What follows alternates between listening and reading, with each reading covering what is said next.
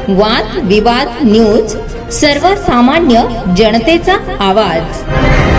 पिंपळनेर हादरले, घरगुती वादातून पतीचा पत्नीवर जीवघेणा हल्ला। शहरात कायदा व सुव्यवस्थेचा प्रश्न गंभीर बनत असताना आणखी एक धक्कादायक घटना समोर आली आहे। घरगुती वादातून पतीने थेट सासरी येऊन पत्नीवर धारदार शस्त्राने जीवघेणा हल्ला केल्याची संतापजनक घटना आज उघडकीस आली। मिळालेल्या माहितीनुसार मडगाव तालुका साक्री येथील रहिवासी गोरख महाले यांचा विवाह पिंपळनेर येथील टेंबा रोड रामनगर परिसरात राहणाऱ्या यशोदा वय 25 हिच्याशी झाला होता। या दाम्पत्याला 1 वर्षाचा मुलगाही आहे। मात्र काही कौटुंबिक कारणांमुळे पती पत्नीमध्ये सतत वाद होत असल्याने यशोदा काही दिवसांपासून माहेरी राहत होती। आज सकाळी सुमारे 12 वाजेच्या सुमारास आरोपी गोरख महाले हा पिंपळनेर मधील रामनगर परिसरात आला। त्यावेळी पत्नी घरात एकटी असल्याची संधी साधत त्याने तिच्यावर धारदार शस्त्राने सपासप वार केले। या हल्ल्यात यशोदाच्या डोक्यावर गंभीर जखमा झाल्या असून तिची प्रकृती अत्यंत चिंताजनक असल्याची माहिती मिळत आहे। हल्ल्यानंतर आरोपी दुचाकीवरून घटनास्थळावरून पळून गेला असून तो सध्या फरार आहे। घटनेची माहिती मिळताच डीवायएसपी संजय बाबडे,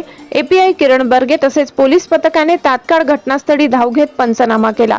दरम्यान जखमी यशोदाला तातडीने धुळे येथील रुग्णालयात पुढील उपचारासाठी हलविण्यात आले असून ती सध्या मृत्यूशी झुंज देत आहे। आरोपीच्या शोधासाठी 2 पथके रवाना। या प्रकरणाचे गांभीर्य लक्षात घेऊन पोलिसांनी आरोपी गोरख महाले याच्या शोधासाठी 2 स्वतंत्र पथके रवाना केली असून लवकरच आरोपीला अटक करण्यात येईल अशी माहिती पोलिसांनी दिली आहे। वाढत्या गुन्हेगारीमुळे नागरिकांमध्ये भीती।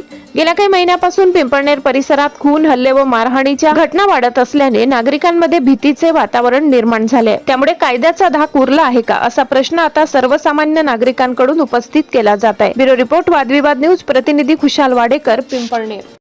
नमस्कार, मी सहाय्यक पोलीस निरीक्षक किरण बर्गे, पिंपळनेर पोलीस स्टेशन। आज 11:30-12 दरम्यान आम्ही पोलीस स्टेशनला हजर असताना आम्हाला माहिती मिळाली की रामनगर इथे एक महिला रक्तबंबाळ परिस्थितीत ओट्यावर पडलेली आहे।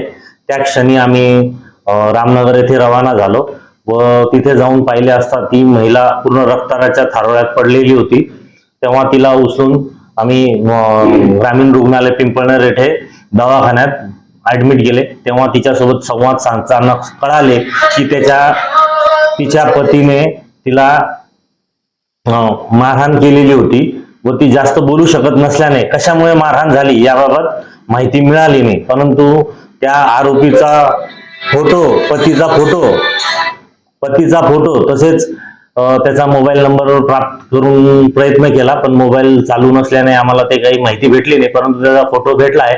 आम्ही 2 टीम, PSI शेवाळे व PSI चौरे यांच्या अंतर्गत 2 टीम रवाना केली आहे। लवकरच आरोपी आमच्या ताब्यात राहील।